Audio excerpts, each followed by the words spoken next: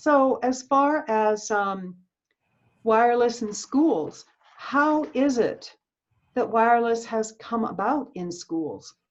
Well, it's money. What happens is the companies that push it, the wireless companies, they said they want to put a tower in your yard. They pay you money. They pay the schools. And then it's a fad. Whole school districts will do it. In my book, I tell my experience with a small elementary school in North Palm Springs. They had a cell phone right 50 feet from the school proper, and the kids in the classrooms closest to it had ADHD like mad. And well, once I filtered them out with Dave Stetzer's filters, the kids were well. The teacher couldn't believe how incredibly different the kids were in their behavior. There's another EMF disease. If you got rid of electromagnetic fields, you wouldn't have ADHD. You wouldn't have a lot of other stuff.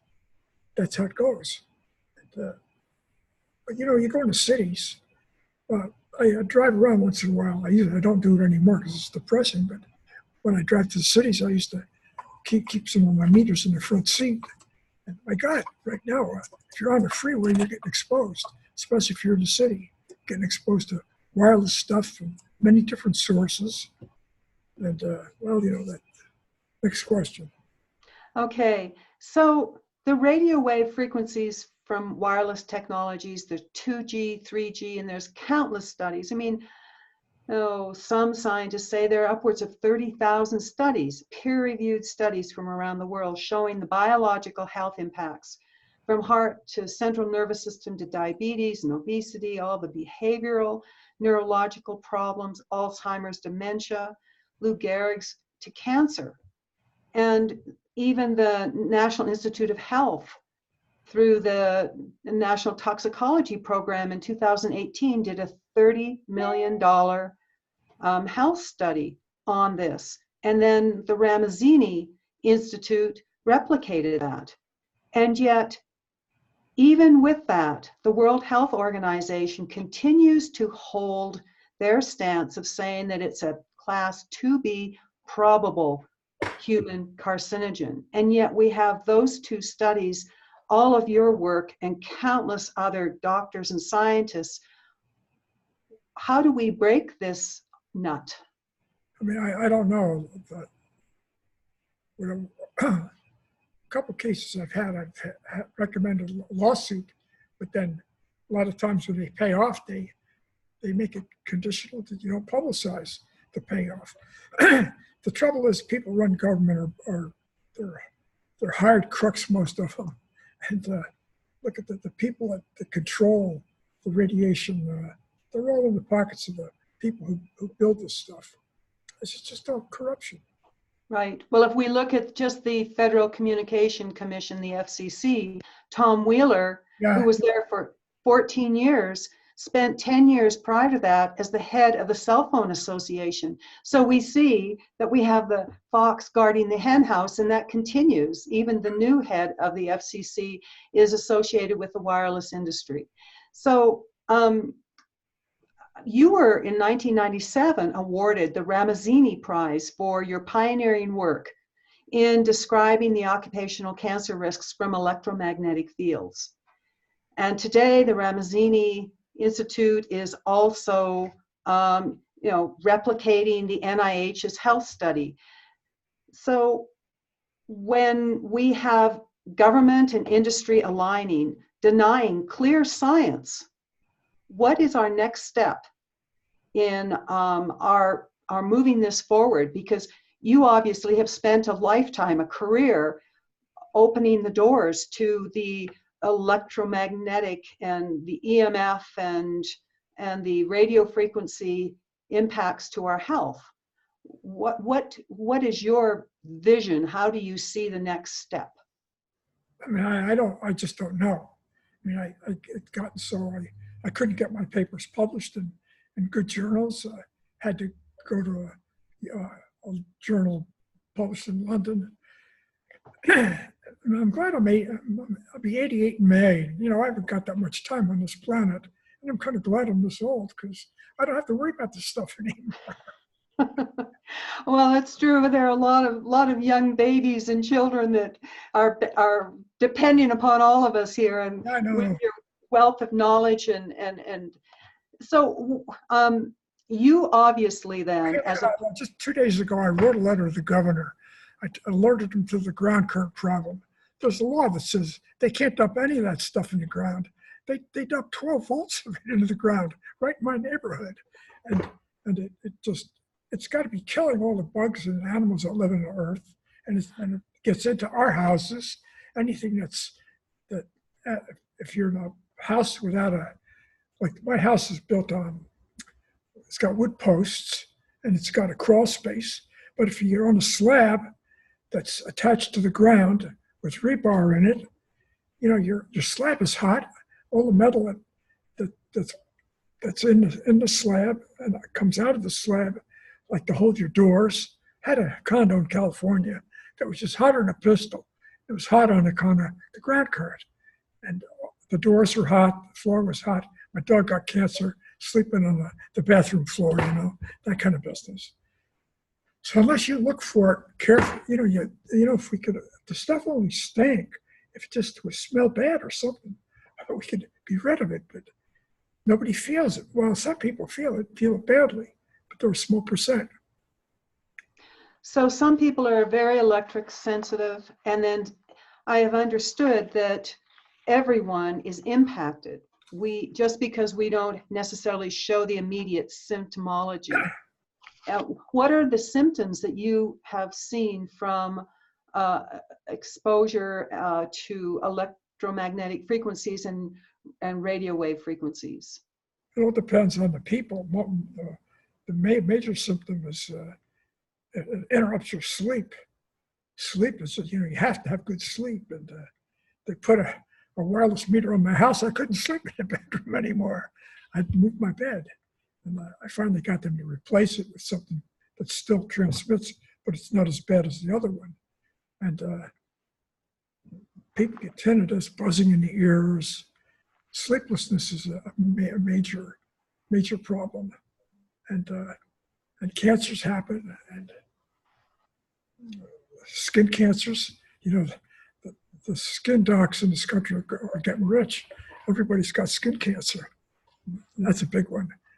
And so do you see, is it more the wireless, or is it electricity per se that is related to? It's both. I can't tell you which is worse. They're all bad. And because we've become addicted as a society, actually cultures all around the world, to this wireless technology.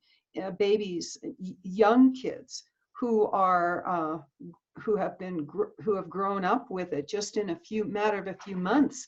I've seen some very serious implications of their addictions happening. So we see the altering of the way our brain, our two lobes relate, and there's less of a use of our right lobe, which is more about emotions and more about the pictorial side, and more of the left side of the brain that is more into compartmentalization and rationalization. Do you see that as an issue with the wireless in your experience? That's out of my field, but people call me and they say I'm sick. I think it has to do something with how the house is wired up. I gotta go there and I check them out, and usually it's some stupid thing they bought, like decked phones, which is horrible. The base unit transmits 24/7, and so landline is the only way to go. And I've got one old portable phone in the bedroom to be used when I go outside. I set it out there. I can hear it ring, but I don't use it. So all these gizmos that they market around the world, they're bad news. I mean, so in other words, we do have a lot of control about our exposure, our own homes as long as we don't have wireless, as long as we don't have phones that are cordless, the type of devices that we choose to use. If we use Ethernet cables inside the house to those devices, are there other things that you would recommend? Where you live, where your house is. If your house is in the middle of a city, you're going to get exposed, period. If you're out in the sticks, like in a box canyon, you can get, and you're away from a cell tower, can you get cell phone reception where you live? When it was at the window, but I threw my cell phone away a month ago. Good, good. I decided I didn't want the surveillance any longer either. Yeah. So it was a big celebration to take the SIM card out and call and cancel my monthly charge. Yeah, well, I keep it because when I go out of the country, it's the only way I can keep track of what's going on back home. Yeah. But I don't travel much anymore either. Yeah. Well, I made a phone call to a utility company in Washington, to Port Townsend, and spoke with someone at PUD about their smart meters. And so when the PUD became a local company, they bought out from Puget Sound Energy, and that was about 2008. And it was just before then that Puget Sound Energy changed all the smart meters throughout the city from analog to what they call transmitting meters. I'm making the assumption that those transmitting meters are wired smart meters. They did a little bit of a game on the use of terminology. They're smart meters. I've done a lot of measurement up there. It's all smart meters. Yes. And it was interesting to find out that there were 40 consumers that opted out recently when they became aware, and they had a public meeting at PUD, and there was a real pushback by people saying we do not want wireless smart meters.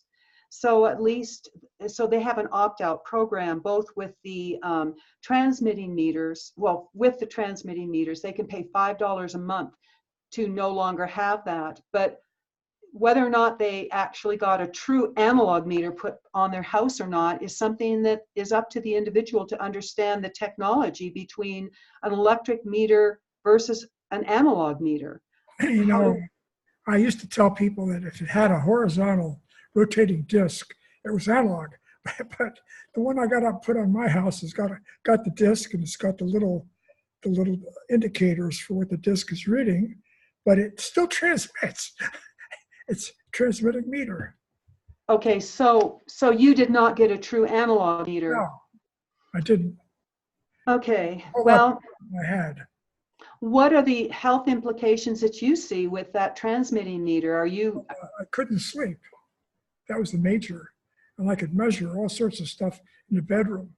And in fact, the stuff was so powerful, it came right through shielding material that I put up on the wall. And unfortunately, I suffered with it for about 3 months, and then they got an opt-out. I got Puget Sound Energy here. In fact, I used to consult for them 100 years ago, but okay. People I consulted with, they're dead. Okay, well, you're obviously well and healthy and alive. So scientists and